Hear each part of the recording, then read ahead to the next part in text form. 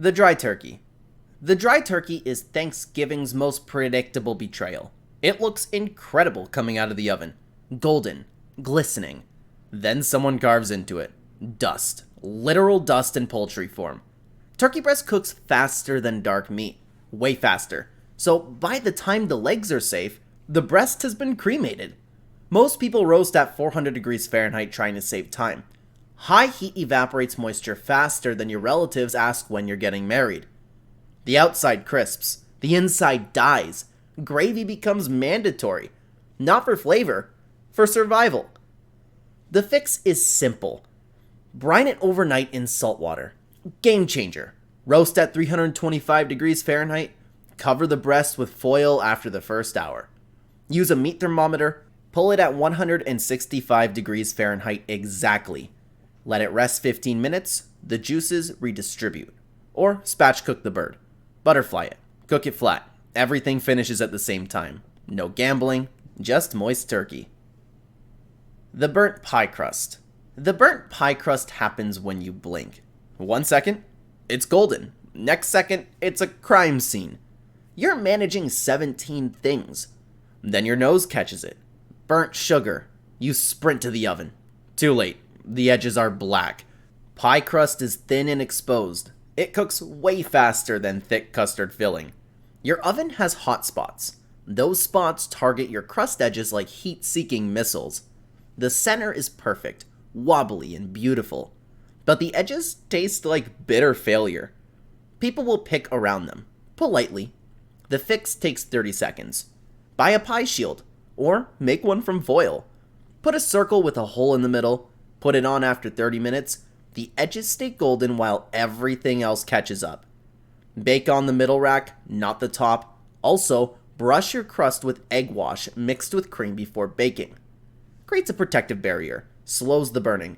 Your pie will be perfect, all because of aluminum foil. The lumpy gravy. Lumpy gravy is chaos in a saucepan.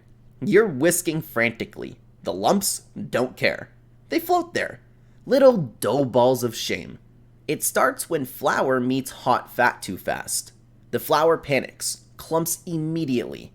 Or you added cold stock to hot roux. Temperature shock. Now your gravy looks like it has chicken pox. You whisk harder. Makes it worse. Here's the cheat code. Make it a slurry first. Separate bowl. Flour plus cold stock.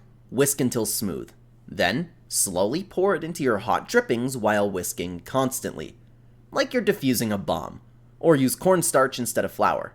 It's cheat mode. Dissolves easier. Never clumps. If you already have lumps, pour everything through a fine mesh strainer. Most lumps stay behind, or hit it with an immersion blender for 30 seconds. The trick is gradual. Add liquid gradually, whisk constantly. Rush it and you get lumps. Respect it and you get liquid gold. The watery cranberry sauce. The watery cranberry sauce looks like a crime scene. You followed the recipe. Cranberries, sugar, water, simmer until it thickens. Except, it never thickened. Now you have cranberry soup. Thin, runny, it pools on plates, floods into the mashed potatoes, turns everything pink. You didn't cook it long enough. Cranberries have natural pectin. Pectin thickens when heated, but it needs time. You get impatient, turned off the heat too early, or you added too much water from the start. Now it's basically cranberry juice pretending to be a side dish. The fix is patience. Cook it longer than you think. Way longer. It should coat the back of a spoon. Do the spoon test. Dip a spoon in. Run your finger through it. If the line holds, you're done. If it runs together, keep cooking. The sauce will thicken more as it cools, so stop when it's lightly looser than you want. If it's already too thin, put it back on the stove. Simmer longer. Or add a cornstarch slurry. 1 tablespoon cornstarch with 2 tablespoons cold water. Stir it in. Simmer for 2 minutes. Thick sauce. The secret is just more heat and more time. The timing disaster. The timing disaster is when everything finishes at different times. The turkey is done. The sides are cold. Or The sides are ready, but the turkey needs another hour. You're juggling oven space, reheating things. Nothing is hot when it should be. The mashed potatoes have formed a skin. The gravy is congealed.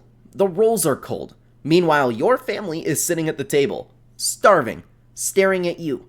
You're sweating, microwaving things, trying to time 16 dishes with one oven. It's chaos. Pure chaos. You didn't work backwards. You just started cooking things randomly, hoping it would all align. The fix is a timeline. Write it down. Physically write it. Work backwards from when you want to eat.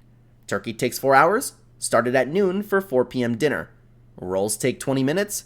Put them in at 3:40. Sides can be made ahead. Make them yesterday. Reheat before serving. Use your oven timer. Use phone alarms. Label them. Turkey out. Rolls in. Gravy time.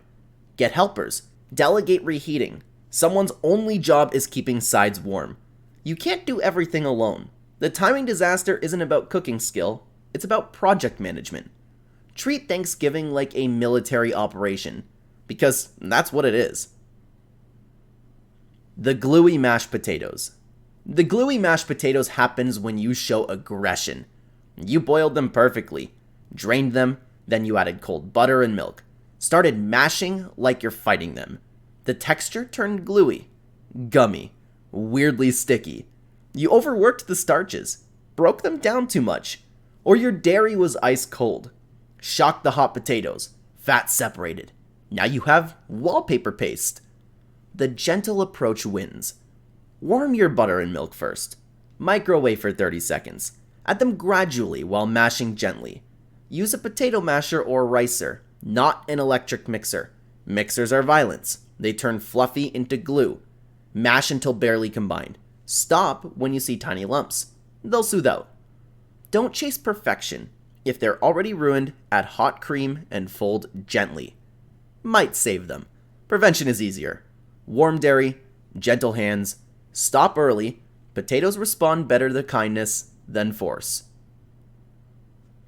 The forgotten rolls. The forgotten rolls are a pure tragedy. Avoidable tragedy. You had one job. You bought them, set them aside. Then your brain deleted the information. Completely. Dinner is plated. Everyone's sitting. Someone asks, wait, where are the rolls? Time stops. Your stomach drops. You look at the counter. There they are. Wrapped, cold, uncooked. The paranoid approach.